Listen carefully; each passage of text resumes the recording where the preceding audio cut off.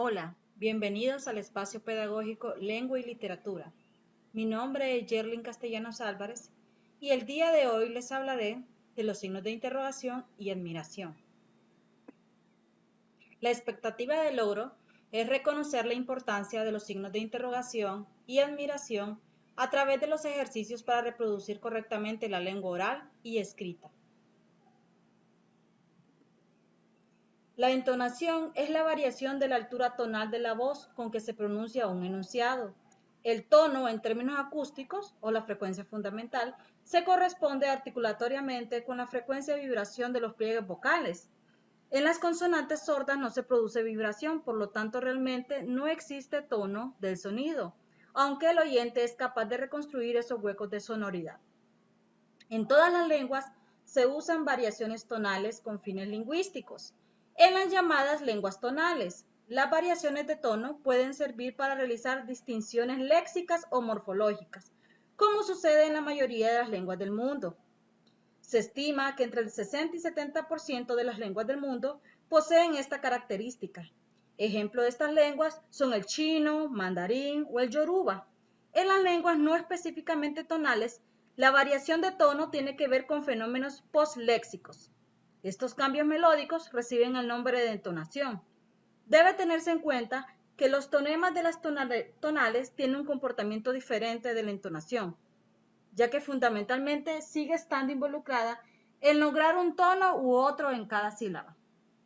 En algunas lenguas no tonales a la variación de frecuencia, también puede intervenir, aunque sea secundariamente, para marcar el acento tónico, pero esos fenómenos no se califican de entonación. En las lenguas no tonales, como el español, el tono empleado para una palabra como más no altera su significado.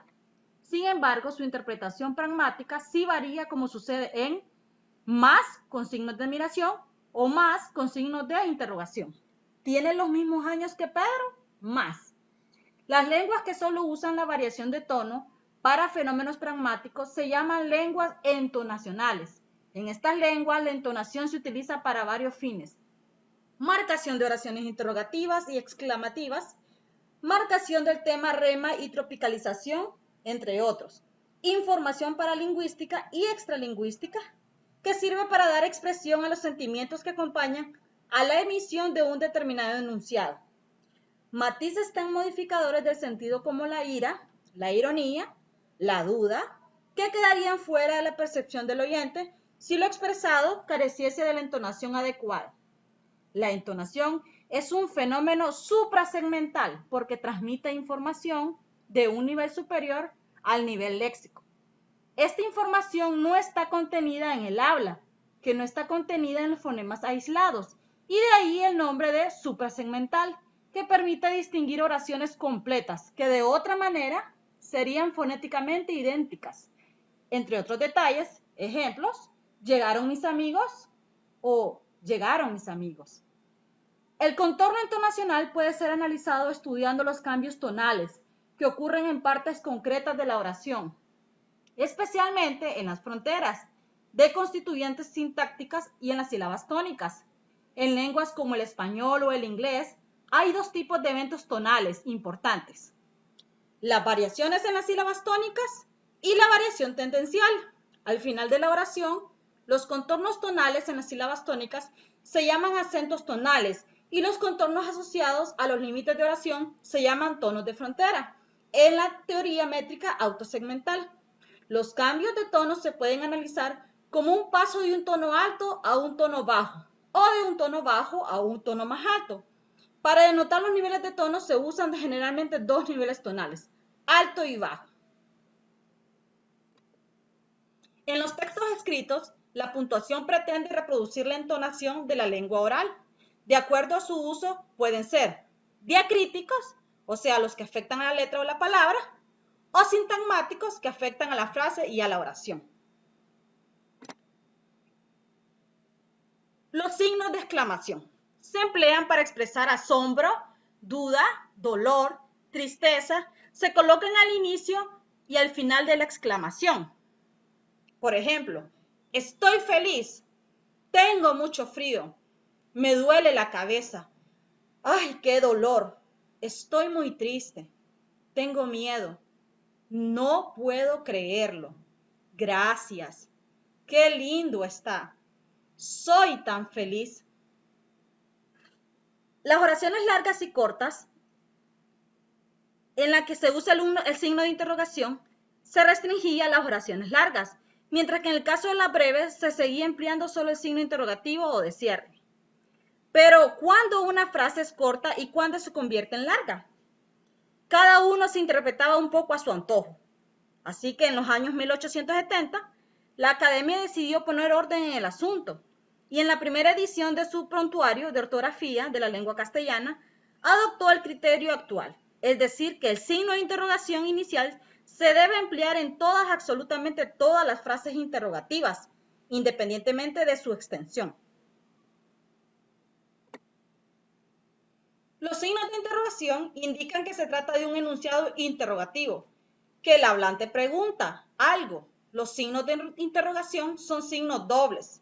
Se escriben para indicar el principio y final de una pregunta. Por ejemplo, ¿qué piensan ustedes al respecto?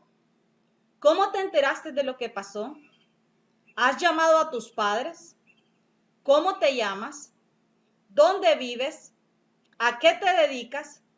¿Cuál es tu deporte favorito? ¿Qué prefieres comer?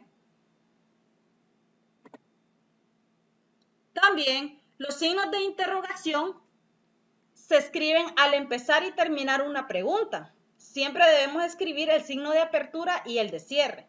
Por ejemplo, ¿cómo te llamas? ¿Es que no te das cuenta? ¿Qué es lo que dices que sucedió? ¿Qué hora es? ¿Cuándo regresas a tu ciudad natal? ¿O de dónde salió?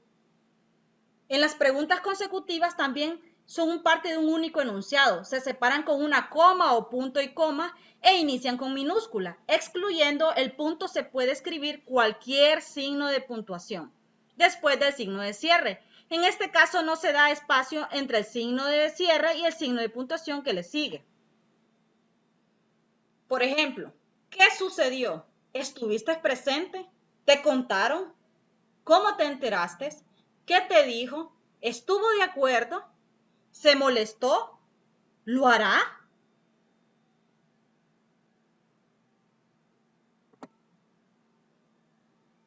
Si el signo de cierre equivale a un punto y seguido o a un punto y aparte, entonces la siguiente oración debe comenzar con letra mayúscula. Por ejemplo, ¿no le preocupa lo que piensan las personas de su apariencia? ¿Es que acaso no tiene vanidad? ¿O es que se siente completamente seguro de su belleza? ¿Cómo podremos lograr el objetivo? ¿Conoces a alguien que pueda asesorarnos?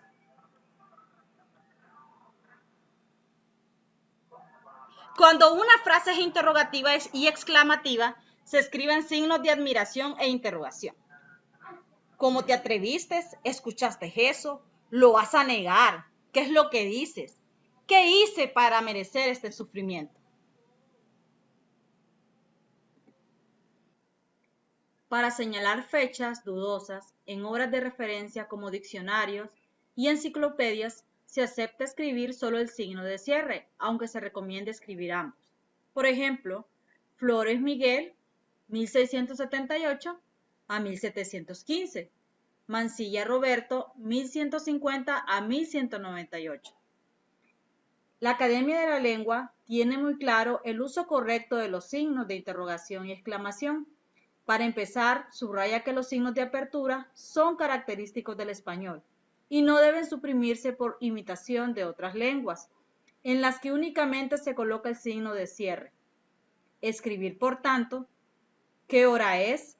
O qué alegría verte es incorrecto. Lo correcto es ¿qué hora es? Con signos de interrogación y qué alegría verte con signos de admiración. Los signos de interrogación y de exclamación se escriben pegados a la primera y la última palabra del periodo que enmarcan y separados por un espacio de las palabras que los preceden o los siguen. Pero si lo que se sigue al signo de cierre es otro signo de puntuación, no se deja espacio entre ambos.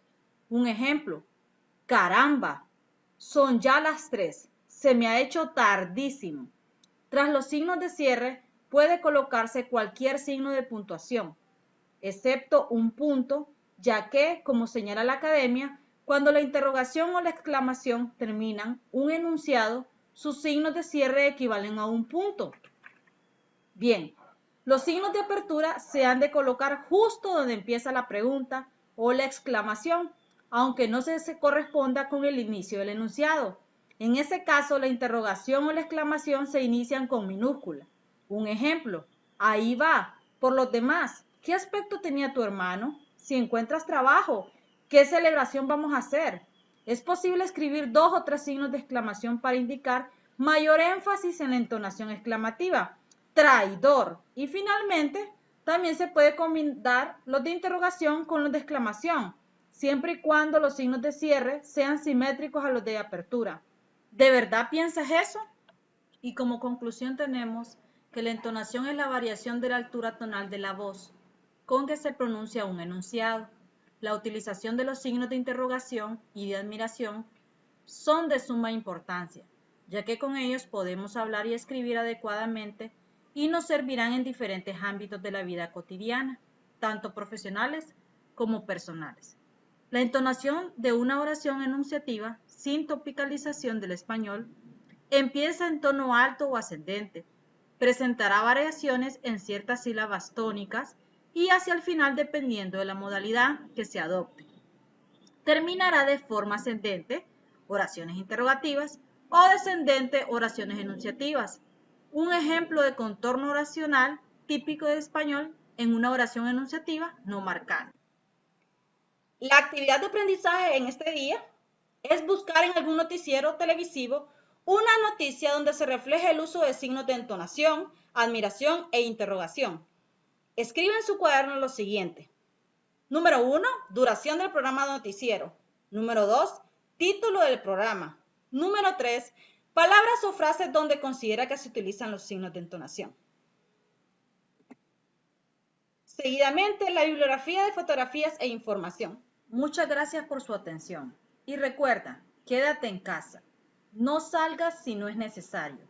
Utiliza las medidas higiénicas como el lavado de manos constantemente, el uso adecuado de mascarillas y gel antibacterial. No frotes constantemente tu boca y ojos. Dios los bendiga y feliz día. Nos veremos en una próxima lección.